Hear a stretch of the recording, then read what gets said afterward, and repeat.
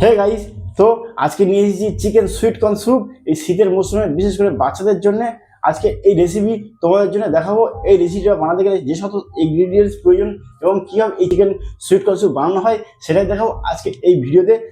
আমি সে মিলন, আর তোমরা হচ্ছে রেসিপি বয় মিলন চ্যানেল। তো আজকে recipe chicken sweet corn soup. তা প্রথমে আমি এখানে স্যুপটা বানানোর জন্য চিকেন এবং কিছু ভেজিটেবল নেবো, যেটাকে স্যুপের চিকেন স্টক ওয়াটার বানানোর জন্য। তো প্রথমে এখানে আমি 1 পিস ব্রেস্ট চিকেন দিয়ে দেবো, তো তারপরে কিছু কোরিয়েন্ডার লিভস আর স্যালারি পাতা দিয়ে দেবো এবং জিঞ্জার দিয়ে দেবো। চিকেন স্টক ওয়াটার রেডি হয়ে গেছে, এটাকে আমি এখন স্ট্রেন করে নেবো। চিকেন স্টক ওয়াটার রেডি হয়ে গেছে, এটাকে আমি এখন স্ট্রেন করে নিলাম। তো বয়েল চিকেনটা এখানে আমি একটু ছোট ছোট সাইজে কাটিং করে নেবো।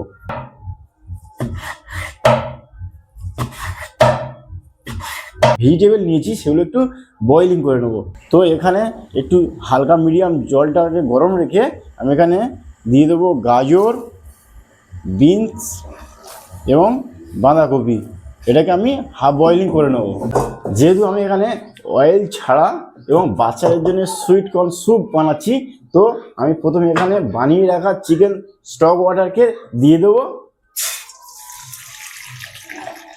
সুইট কর্ন দিয়ে দেবো, বয়েল করা ভেজিটেবলগুলো দিয়ে দেবো, তারপরে কাটিং করা বয়েল চিকেনগুলো দিয়ে দেবো। তো 1 টেবিল স্পুন আমি এখানে সল্ট দিয়ে দেবো, 2 টেবিল স্পুন এখানে সুগার দিয়ে দেবো। ঠিক করার জন্যে কর্নফ্লাওয়ার দিয়ে দিতে হবে।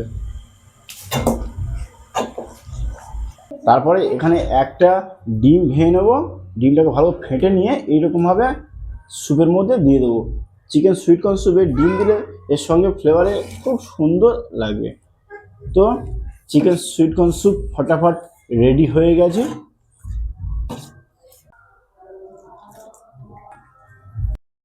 তো এইরকমভাবে চিকেন সুইট কর্ন স্যুপ কীভাবে তোমরা বাড়িতে জলদি বানিয়ে নেবে সেটাই দেখিয়েছি আজকের এই ভিডিওতে।